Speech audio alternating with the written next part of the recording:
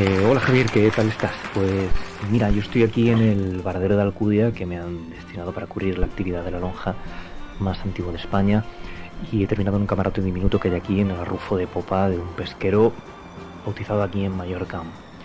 Así que bueno, esto confirma que me han concedido el trabajo aquel, ¿te acuerdas? Sé que parecía imposible porque preferían a otro con tablas para embarcarse durante unos días en el Mediterráneo, ¿no? A ver, que yo les dije que había estado en sitios como cubriendo, ¿no? Sitios como en Afganistán, ¿no? El reportero, aunque bueno, ya tú sabes, tampoco les dije que yo estuve haciendo un reportaje social a 5 centímetros del hotel de prensa, vaya. Pero vamos, que una masa de agua no me amedrentaba, ¿no? Tampoco. Pero bueno, o sea, el caso es que al final transigen, así que en estas estoy, como entre famélico y pálido, ya sabes cómo es esta historia, ¿no? Y me he acordado mucho de esta última vez que nos vimos allí en Sevilla, en el río, para la entrevista tuya esta sobre la pesca, ¿no?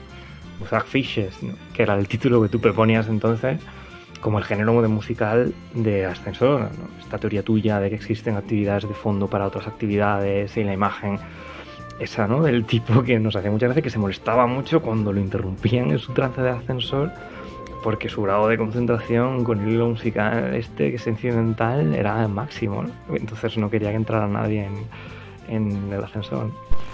Y bueno, imágenes como esta, ¿no? Recuerdo que me llevó aquel día, ¿no? O sea, cuando tengas, te he enviado aquí los testimonios, estoy leyendo además las preguntas que los pies de pregunta que me pones en el correo y nada, voy a intentar enviarte algún mensaje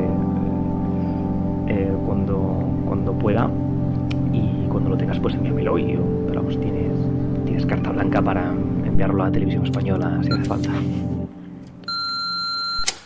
Bueno, mi nombre es Conrado Borquez y soy videógrafo aficionado técnico de fotografía en una agencia de información y trabajo montando una serie de piezas relacionadas con el costumbrismo local. He viajado por España pues clasificando patrones de consumo, actividad laboral, costumbres, festejos, ¿no? Y me acuerdo cuando tú y yo, hace muchos años ya, alguna década, pues teníamos un programa de pesca en la onda corta, ¿no? Éramos aficionados. Sadar Urbano se llamaba, ¿no? Recuerdo entrevistar pues en aquel espacio personalidades de la pesca hispalense como a Paco Coquilla, a Cirio Neumático, ¿no? A Paola Barriga, ¿no? Al Coloso. ¿Te acuerdas de Felipe el Coloso, ¿no? Un mago del sedal, ¿no? Él se metía con nosotros de tal forma que, claro, como entonces éramos unos informes y unos neófitos, pues nos decía cosas como que él pescaba con un cable de fibra óptica, como de cualquier otra manera. Capturar jureles era imposible, ¿sabes? Como filigrana como esa, ¿no? Los peces, mal subatómico, ¿no? Se quejaba siempre así, utilizando algún símil retorcido, ¿no? Porque el tipo entendía el río como un cable de datos, ¿no? Y llevaba razón. Bien, pues al principio yo era el encargado de hacer una serie de viñetas de río como sainetes, ¿no? Para el reportaje de la semana en el Dominical. Y en el periódico en el que yo trabajaba entonces, ¿no? Y bueno, que aquello derivó en un absoluto ejercicio de etnografía profundo y de convivencia solo de ver cómo se ejecutaba el oficio, ¿no?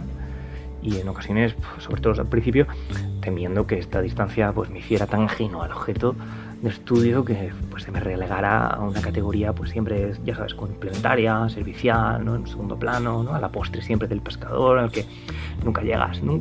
Hay siempre un espacio en el que no llegas nunca a alargarte la amistad, ¿no? Y bueno, recuerdo que en estas estampas, en estas capturas mitológicas, en el acto de pescar al pescador, ¿no? ¿Te acuerdas? Hay siempre un aspecto cuántico, ¿no? Un fenómeno que se enfatiza con mi presencia, quizás por el peso de mi condición de periodista insoslayable.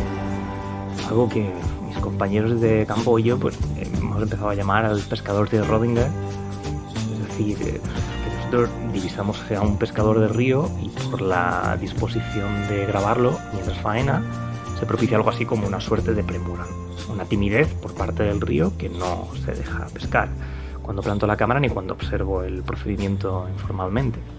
Y ellos mismos empiezan a notarlo en la manera en la que el comportamiento, ya no de los peces, sino del río en sí mismo, las cañas, los aparejos, pues se enrarece también. Y los pescadores, por supuesto, se dan cuenta, ¿no? Están acostumbrados a la dinámica de su propio trabajo.